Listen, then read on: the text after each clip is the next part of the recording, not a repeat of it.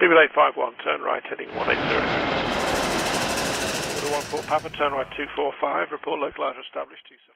Hey everyone, welcome back to another Aviation News Weekly. As always, thank you very much for the incredible support you continue to show on this series. It takes a lot longer than my regular videos and is often subject to just how busy the past week has been, but I am happy to let you all know that today there is indeed a lot to cover. And as always, feel free to head down to the pinned comment of this video where I will have the stories with an attached timestamp. Today's video is also sponsored by NordVPN, but more on them in a few minutes. We begin today with a focus on Cebu Pacific, as the carrier is actually eyeing the A330neo and also Boeing 787 for future operations. As the Paris Air Show rapidly approaches, more and more airlines will begin appearing in the headlines as they eye up new aircraft. We've already seen this occur with Virgin Atlantic. This time the comments come directly from the CEO of the airline. Cebu Pacific would be looking to order some 16 of the type, with a delivery date set to be in the coming years, specifically 2020 or 2021. However, this would be subject to change and of course the finalisation of the order. The report, thanks to Flight Global, highlights Cebu's Pacific goal to expand further. The airline does already fly the A330s, which are mostly leased, and the overall plan is to replace the A330ceos with either the A330neo or 787. Moving along, it's time to focus on the A321XLR, which we're learning more and more about as the weeks continue to pass. In today's segment covering the A321XLR, it's time to discuss the entry into service for the type. It's been absolutely no lie that the type has attracted a lot and also firm interest from carriers across the globe.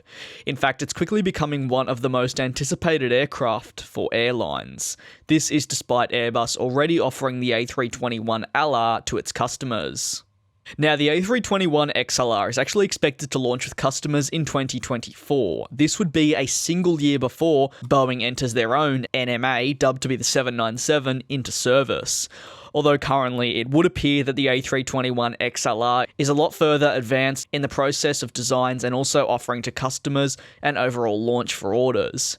Now, a word from today's sponsor, who thanks to your incredible support will actually now be appearing on the channel monthly. That is NordVPN. Now, NordVPN is something that you simply need. As aviation enthusiasts and also travel geeks, we're often in unprotected Wi-Fi areas more often than not, whether that be at an airport, at a hotel, exploring a city, or something else. With 24/7 customer support, live chat, and 5,200 plus servers, NordVPN offers you not just a VPN, but more widely internet protection. With double data encryption and it being available across macOS, Windows, iOS, and Android, it really is the perfect tool for all you watching the channel today. In fact, with me actually using the application on a regular basis, not only on my computer but also on my phone, I can completely recommend it to you all. You can actually get NordVPN at nordvpn.org/DJsAviation, and by using the coupon code DJsAviation, that's DJsAviation with no spaces and all lowercase letters, you can get 75% off a 3-year plan with one additional month. It's truly fantastic value for what it offers. Following on from this sponsor, now it's time to take a look at some new interests surrounding the A321XLR. Jetblue has appeared now as a potential launch customer and also launch operator for the A321XLR. While the airline is indeed expecting to welcome on the A321LR for its operations to Europe in the coming years, it sees this A321XLR as an absolutely perfect aircraft to place on these European destinations. While it would appear a good option for a number of customers, it certainly begs the question as to whether passengers around the globe would indeed be willing to travel, say 6 hours on a single-aisle aircraft across the Atlantic for a reduced fee, or pay a little more to travel in a more spacious cabin. Airlines, though, think that the A321XLR will win over the hearts of many because of it flying with more low-cost units, therefore offering customers cheaper flights, and they believe this is pretty hard to turn down. The chief executive of JetBlue said, "London is the biggest opportunity because it has the highest fares, but there would be other opportunities if we had an airplane that had more range. The XLR gives us more range." The A321LR is planned for the Boston to London flights, launching in 2021. In fact, they've got 85 A321neos on order, with 13 of them being the A321LR. As for future conversions, well, that would greatly depend on the contract and whether Airbus go ahead and launch their A321XLR.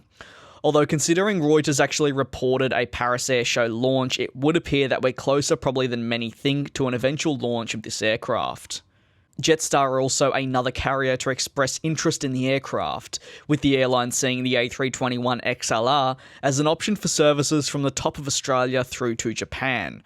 While once again these particular routes have given customers some questions in regards to the length, the Jetstar Group's CEO believes that this would be a fantastic option to boost fuel efficiency on these services, and not have to fill, say, a Boeing 787. Thanks to Flight Global and the CEO, who spoke at the IATA annual general meeting, he said it's 600 nautical miles additional range on the A321LR, and that can hit markets like Japan and Cairns, he says. Adding, we have a fairly large operation at a Cairns on 787s today. An XLR potentially could enable us to grow that operation to other points in Japan out of Northern Australia, so it's something we're certainly interested in. Airbus eyes a total range of 7,410 kilometres or 4,000 nautical miles, with a capacity of just over 200. This is very similar to that of the proposed Boeing NMA, and I truly believe it'll compete with the 797 eventually come 2025. What are your thoughts on that? Following on from this, we have some news surrounding Korean Air and some planned changes to the way that they actually will go about operating. As I mentioned in my Situation at British Airways video, airlines across the world are battling to ensure that they're able to compete with carriers of all shapes and sizes. However, the biggest threat that airlines are facing at this stage is from the low-cost carriers, or even ultra-low-cost carriers, with Korean Air being impacted by them greatly. Once again, thanks to the IATA annual general meeting, we learnt directly from the CEO that they'll be adjusting their operations in order to better compete with their low-cost competition in Korea and more widely Asia. He said, "In the past, we have been passive in confronting the low-cost carriers, but now they are interfering with our side of the business, and it has been overgrowing the size of the market. In the future, we will be taking a more aggressive action towards this market." There are actually already multiple low-cost units within Asia, and considering the huge demand for travel in the countries within Asia, these low-cost units have not had a hard time attracting customers. With their affordable pricing, more and more people are choosing to travel for cheaper on these short-haul services. Korean Air plan to change that and will go after a number of these carriers in a bid to increase their overall market share. Thanks to the ATW online and comments made by Tim Clark, we've learnt that apparently their Boeing 787-10 order is still intact. You may recall in May it was being widely reported that they had quietly removed their 787-10 order, and in all honesty this looked absolutely true, so I'll hold my head high if this turns out not to be true. For some backstory, Emirates have an annual report sheet which clearly details how they performed, and usually in this report they'll list their current fleet of aircraft, what aircraft they've removed over the financial year, and of course their future aircraft. In the 2017-2018 edition, their 787-10 order was present. However, for their updated 2019 one, it was completely removed. Paired with the A350-900 order and reports that they were no longer interested in the 787-10, it just became apparent that it had been quietly removed. However, Tim Clark has now come out and said that they're still looking to keep the Boeing 787-10 on their order book. We also learnt that they'll be turned into firm orders. However, we will still be waiting to see, and you may ask why. Well, in the final story of today, and one that's truly quite funny to me, I wanted to kind of prove that sometimes what CEOs shouldn't always be taken for granted. This is in reference to the Qatar CEO when speaking on the Boeing NMA. Ultimately, this is the same CEO who said Qatar were leaving the One World Alliance multiple times, and it never actually eventuated. However, my point remains. Anyway, in March of 2019, the CEO believed launching the NMA would be a bad idea when there's the Boeing 787. Long story short, it wouldn't make sense for them. Now, in June of 2019, he said, "What I've been shown by Boeing, I'm extremely interested in that airplane and I would like to be the launch customer."